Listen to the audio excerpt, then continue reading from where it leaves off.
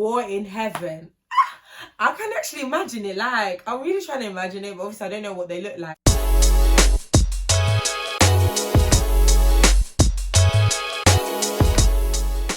Hey guys, welcome back to my YouTube channel. It's lovely to see you guys. I hope you guys are doing really well. As you can see from my previous video, I wanted to start a series on the Book of Redemption. I'm just going to go straight into it. But I'm actually quite excited because it's actually an exciting book. Like, it's actually interesting. Yeah, let's see what we got on the table or whatever. So basically, this video is going to be on chapter 1. I hope it's not too long because I can talk for days.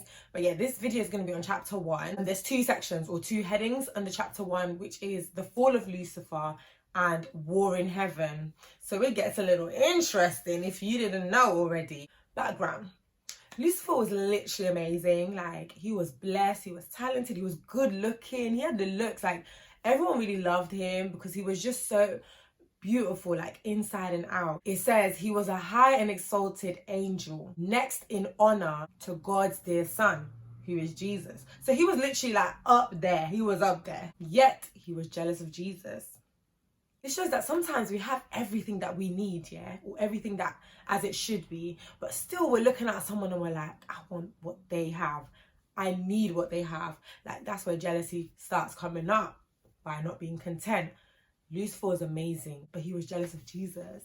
Like, so one day God was like, you know what, guys, to the angels, gather together, guys. From today on, as you guys know, my son Jesus is going to be alongside with me. We're going to start the creation plan, and basically where I am, Jesus will be there also. Lucifer was like, excuse me? But everyone was like, okay, yeah, we accept it. You know, everyone bowed down, acknowledged God, acknowledged Jesus, and accepted what it was. Lucifer also did the same thing, but deep down he was like, okay then, doesn't make sense. So there'll be some times that, you know, Jesus and God will be somewhere, you know, planning, talking, having conversation. And Lucifer will be like, so what's going on? Like he was confused. Like, he was like, why am I not allowed to know certain things that's going on? Which is understandable, you know. Sometimes, you know, like, let's say if there's a group of 3, right? You're all, you know, together, all doing the most. All of a sudden, two out of the 3 are like planning things, and then you're thinking, okay, so you're leaving me out. Like, what's going on? You feel left out, honestly, don't you? So Lucifer was like, oh, it'd be like that. I'm not having this. The thing is, Lucifer was very special, and the angels looked up to him because he was so amazing. But he still wasn't satisfied. He was like, you know what? I want to be like God. Like, no, I am going to be God. I will be like God. He literally wanted to be him. And because he knew the angels loved him and looked up to him, he was like, you know what? I'm going to make it happen. I'm going to make it happen. The thing is, there's nothing wrong with aspiring to be like God or aspiring to be like anybody else. But it's what you do with that thought and what you do with that aspiration. Like, are you trying to be fully them? There comes a time where you have to be like, you know what, I know my limits. Like, I'm trying to be like them, but you know what, I'm happy with who I am. Like, I can still improve, but I don't need to be them exactly. Do you know what I mean? Anyway, this is where he started to be envious, and he thought, nah, let me bring the angels in. Let me let them know what's going on, because I don't understand it. So obviously he brought them together. He told them, you know what, guys, I'm no longer going to bow down to Jesus or bow down to God. Why must I do that? I deserve all the honor, and I deserve to be commander so that you guys can serve me. Whoa, this just screams self.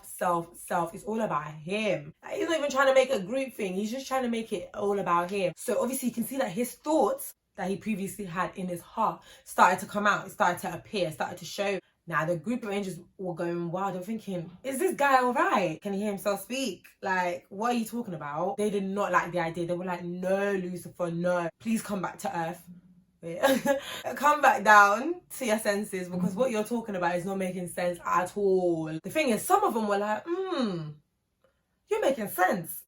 All of a sudden there's a bit of changes, like, what's going on? But then some of them were like, nah, Lucifer, come on, man, come on. God and Jesus were there before us. They've been tied. They were just like encouraging me and saying, Lucifer, you're no less than you were before God made the announcement. You're still Lucifer. You're still amazing. We still look up to you. We still think you're just great. And then some of the angels wept. Can you imagine someone who you look up to, your friend, your G, like turning around and just saying all these type of things, and you're thinking, what has happened to you? Lucifer was like, you know, guys, I don't care. I've made my decision. what I've said is final. Like, I'm not changing my mind. Either you're with me or you're against me. If you're with me, I promise to make changes. We're gonna have freedom. We're gonna enjoy. We're gonna do whatever we want. Then some angels were like, that's kind of sounding interesting. You know what?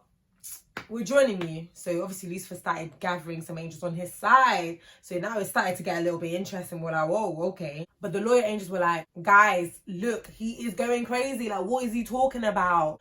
Don't do this. Be careful, you know, because what you're doing has serious consequences. Stop being rebellious. Stop it. You know what? Go and confess right now and ask God for forgiveness, because what you guys are doing is not right. Life is good actually. Like, what are we trying to do? Like, things are actually going well. Why are we trying to change? But then Lucifer's like, no, guys, come on. You're already on my side. Like, why are you going to change your mind now? We've made our decision. It's too late. God already knows what we're doing. To be honest, I'm never going to bow down to Jesus. What's God going to do about that? Like, God is obviously not going to be happy with me. So you know what? I've made my decision. You guys are with me. No turning back, guys. No turning back. Lucifer, the light bearer, now became Satan. He chose his destiny. He was like, you know what? I don't like this. He had time. You know, people were like persuading him. Oh, Lucifer, come on, man. Come on. He was like, no, I've made my decision. Sometimes we can be stubborn. We know we're doing something wrong, but we're stubborn. We don't want to listen. And that was him. He made it final. He said, you know what? No, I'm not going to do it. Nothing you say is going to change my mind. So now the loyal angels ran to God. Okay, it didn't say run, but like, that's just how I'm reading it. I'm reading it like in that way. The holy angels ran to God and they explained to him like, God, do you know what Lucifer's doing? And he's just going crazy. God was like, guys, I know. And you know what, yeah? Sometimes we think, why could God just not create Lucifer or not just kill Lucifer off?